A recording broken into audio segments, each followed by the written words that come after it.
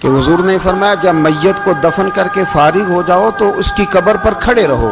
خود حضور بھی قبر پر کھڑے رہتے دفن کرنے کے بعد اور فرماتے اس کے ثابت قدم رہنے کی دعا کرو، اس لیے کہ اب اس سے سوال و جواب ہوں گے، اب فرشتے اس کی قبر میں آئیں گے، اب اس سے پوچھیں گے، اب اس کے ساتھ وہ امتحان ہوگا، تو اس کے لیے دعا کرو، قبر پہ کھڑے ہو کے دعا مانگو. ایک حدیث میں فرمایا کہ اتنی دیر دعا مانگو، اتنی دیر دعا مانگو کہ جتنی دیر اونٹ ذبح کر کے کھال اتار کے گوشت بنا کے. اونٹ ذبح کرنا سب سے زیادہ مشکل ہے.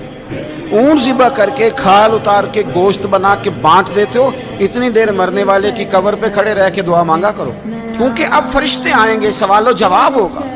تو عذاب قبر، مصنف عبد الرزاق میں حدیث ہے کہ ایک بندے کو صرف ایک کوڑا مارا گیا تھا قبر میں، ایک کوڑا، ایک درہ، تو اس کی ساری قبر میں آگ بھڑک اٹھی. تو پوچھتا ہے کہ یہ ایک کوڑا مجھے کیوں مارا گیا؟ تو انہوں نے کہا ایک وجہ تو یہ تھی کہ تو پاکی پلیدی کا خیال نہیں کرتا تھا، اور دوسری وجہ یہ تھی کہ ایک دفعہ ایک مظلوم نے تجھ سے کہا تھا میری مدد کر، اور تو مدد کرنے پہ قادر تھا، تیرے اندر ہمت تھی، پر تو اس کی مدد کے لیے تیار نہیں ہوا. وہ ہمارا مشہور فکر ہے نا کہ سانو کی لگے، پرائی لڑائی پرائی آگ نو اسی گھر کیوں لے آئیے.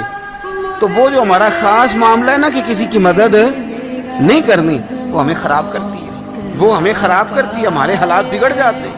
ہم مدد کرنے پہ قادر ہوتے ہیں پر کسی مظلوم کی مدد، ایک کوڑا لگا تو پوری قبر میں آگ بھڑک اٹھی. عذاب قبر سے اللہ کی پناہ مانگی جائے، ڈرا جائے، اور آخرت کے لیے قبر کے لیے تیار. قرآن مجید نے کہا وَإِذَا الْقُبُورُ بُعْثِرَتْ، جب قبریں کریدی جائیں گی نا تو عَلِمَتْ نَفْسٌ مَا قَدَّمَتْ وَأَخَّرَتْ، پھر ہاتھ جان لے گی کہ اس نے آگے کیا بھیجا اور پیچھے کیا چھوڑا. میرے عزیز، اپنی قبر کے لیے، اپنی آخرت کے لیے فکر کریں، تیاری کریں.